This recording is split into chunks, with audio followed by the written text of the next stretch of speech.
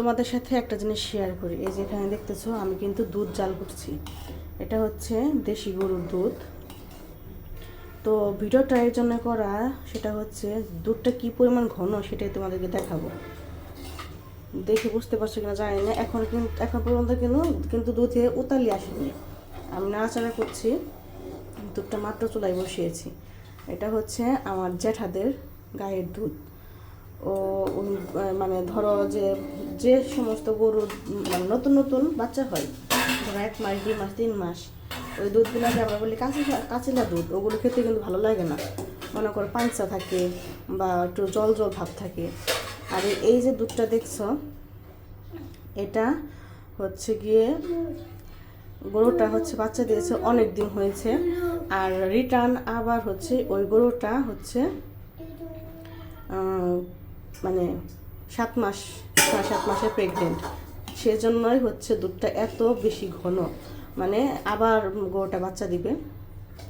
তো সেই সময়ের কাছাকাছি চলে এসেছে। তো এই গরুর দুধ খেতে যে কি স্বাদ তোমরা যদি এই শব্দ করো না, তোমরা যদি কেউ না খাও সেটা বুঝতে পারবে না। কোনো ভেজাল নেই, কোনো নেই। দেখো কি পরিমাণ দুষ্ট, একটু ভিডিও করতে দেবা। দেখো থাল বাসন দিয়ে মেলা দিচ্ছে। এই তোমাকে এগুলো কে করতে বলেছে? আমি এখানে তরকারি কাটবো, এই যে সব কিছু এনেছে। আজকে লাল শাক রান্না করবো, মূলা সিম ভাজি করবো, আর হচ্ছে যে কালকে যে লাউটা এনেছে ওটা হচ্ছে তরকারি রান্না করবো মাছ দিয়ে। আর তোমাকে এখানে দুষ্টুমি করতে বলেছে, জুতো পরো। ওটার মধ্যে দুধ খায়, গ্লাসে দুধ খেতে হয়। ওটা জুতো পরো। সে সকালে উঠেছে, সকাল থেকে এরকম করতেই থাকে, যে পর্যন্ত ঘুম না আসবে এ পর্যন্ত চঞ্চলপনা করবেই। চুপ চুপ, একদম চুপ। ভয় পাওয়া হবে তাই না? কিছু বল না দেখে তোমাকে। জুতো পরো। হ্যাঁ হ্যাঁ, ব্রাশ করেছে। দেখেছ কি দুষ্টু বকতে ইচ্ছা করে, বলো এরকম হাসি দিলে একদম বকতে ইচ্ছা করে না। আমার মানিক, আমার সোনা, কি হয়েছে? পাবি না জায়গা, চলে যাও ছোট্ট সোনা।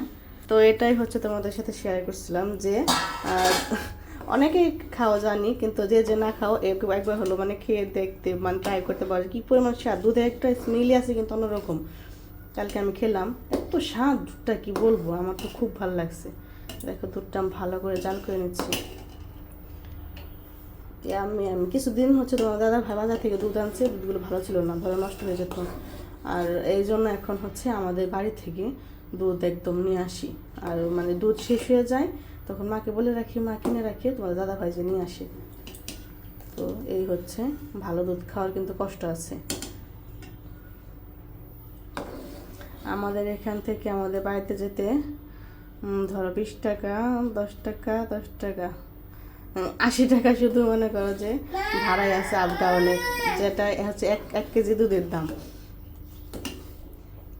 তো তারপরও যে নিয়ে আসে, যে যে জিনিসটা খাবো এটা যেন একদম পিওর হয়, ভালো হয়।